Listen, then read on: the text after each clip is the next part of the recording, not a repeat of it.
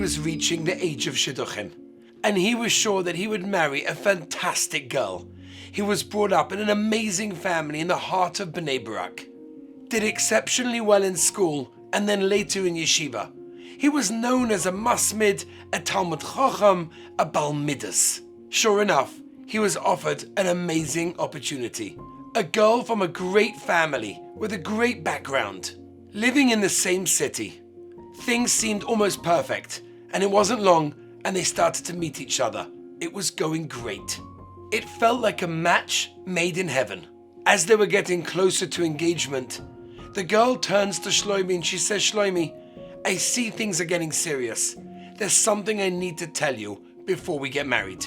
She said, "As you know, I was brought up in an amazing home, great parents, grandparents, beautiful family. However, I must tell you that as a young teenager, I just wasn't doing well. I eventually dropped out of school, and for a full 10 months was not in any institution. I fell lower and lower and lower, and reached some of the lowest depths. But after 10 months, I yearned to come back. I committed to real changes. I made a U-turn, went back into school, and before long, I was back on track. Fully returned to Yiddishkeit, to Hashem, to my connection to Him. And since then, I've been doing amazingly well." Shlomi was shocked. He didn't think this was the girl that he deserved. He never imagined that this would be the girl that he married. He was lost.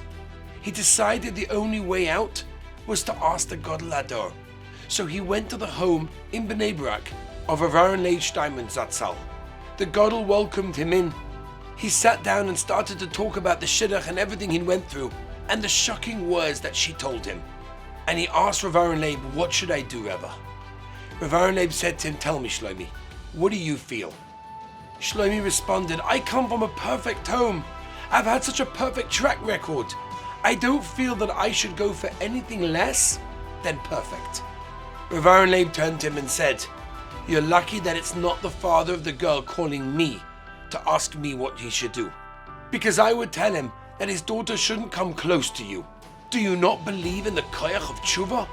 Don't touch my wine," he said. "It's a chashash yain nesach. This girl has done Teshuva. She's repented. If you believe in Teshuva, you'll take her." The Bacha said, "Rebbe, what should I do?" Rav Aaron Leib said, "Call the father and say, you're closing the shidduch tonight." My dear friends, it's Shabbos Shuvah, the first Shabbos of the year, the Shabbos before Yom Kippur. In these few days that the Ribbono Shel Olam has given us between Rosh Hashanah and Yom Kippur, it's for us to make that decision, to think into ourselves, what perhaps have we done wrong, and what can we do to correct that? The koyach of Teshuva, the power of Teshuva, is so great that it brings us back and even higher to where we were before. We should all be zocher to do Teshuva ba'ava, and I want to wish everyone a fantastic Shabbos Kodesh.